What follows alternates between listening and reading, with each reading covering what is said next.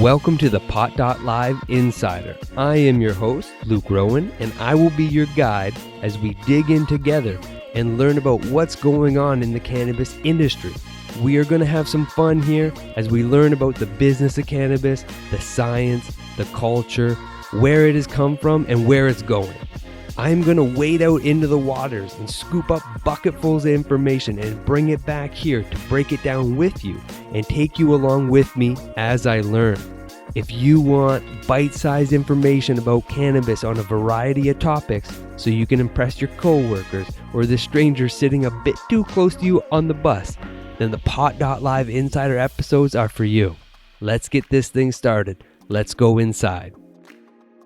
Welcome to the Pot.Live Insider. I am Luke Rowan and I am your host. And today I want to take you inside on finding the right dose of cannabis for you. Probably the most important step in using medicinal cannabis is finding your right dose. There are many factors that determine your best dose, and I strongly recommend that you work with a healthcare provider with enough cannabis knowledge to help guide you to yours. Remember, it is best to find the underlying cause of what's going on, rather than to just treat symptoms.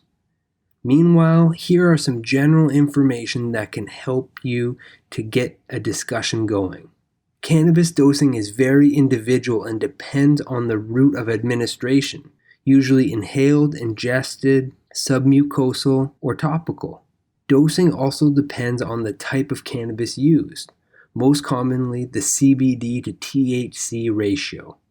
And correct dosing depends on the desired effect. In very general terms, a microdose may be indicated to help balance the endocannabinoid system for things such as sleep, headache, fibromyalgia, and stress. A more standard dose may be indicated for pain, inflammation, anxiety, and depression, while larger doses may be indicated for seizures and cancers. With cannabis, more is not always better. Evidence strongly supports a bell-shaped dosing curve, meaning a small dose may have some effect, a greater dose may have a stronger effect, and an even greater dose may have less of an effect. The goal is to achieve your minimum effective dose.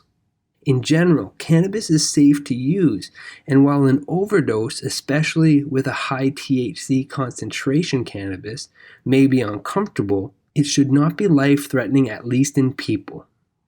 Please keep your pets away from high concentrations of THC, as this can, in some cases, be dangerous for them.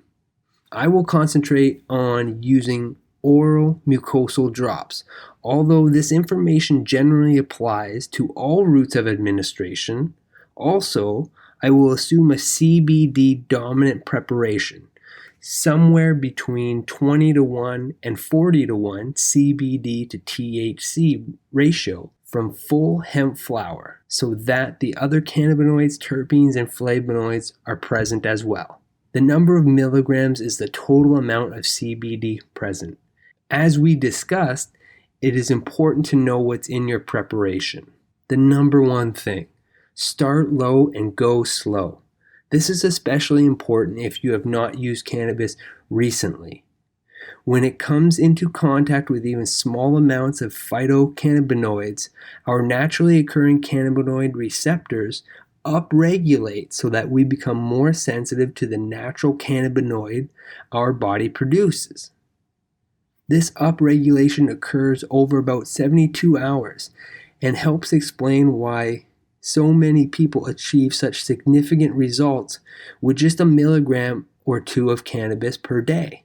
For a person between 150 to 200 pounds, consider starting with a 2 milligram twice a day dose for the first 3 to 4 days. Keep track of how you were feeling and discontinue or decrease the dose if you experience any unwanted effects. In the beginning, with such low doses, it is fine to consider increasing the dose by 1 milligram twice daily every 3 to 4 days. At least in the beginning, it is important to keep a journal of how you are feeling before and after your doses. Once a dose of 5 milligrams twice daily has been reached, consider increasing your dose by about 20% every 3 to 4 days until you have reached a desired effect. If you're using more than 25 milligrams twice daily of a good full hemp flower product and not achieving any desired results, it is important to consult with a knowledgeable provider. A higher dose may be indicated, and it may also be time to reevaluate the underlying cause. I hope that you have found this useful today. As usual, this information has been harvested from MJ.com.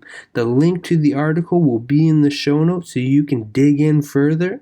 And that is it for me, and I will talk to you next time on the Pot.Live Insider. If you are into the recreational side of the cannabis industry, yes, stoners, I'm talking to you, then the Pot.com is the online and mobile destination for you. That's right, THEPOT.com, thepot.com. Where else can you find the exclusive Pot Mate of the Month? Take a pot quiz and win prizes. Scroll through hilarious memes and jokes and check out the latest podcasts, news, and trends, all while having your own profile and voice in the Pot.com forum. Visit thepot.com today and get lit.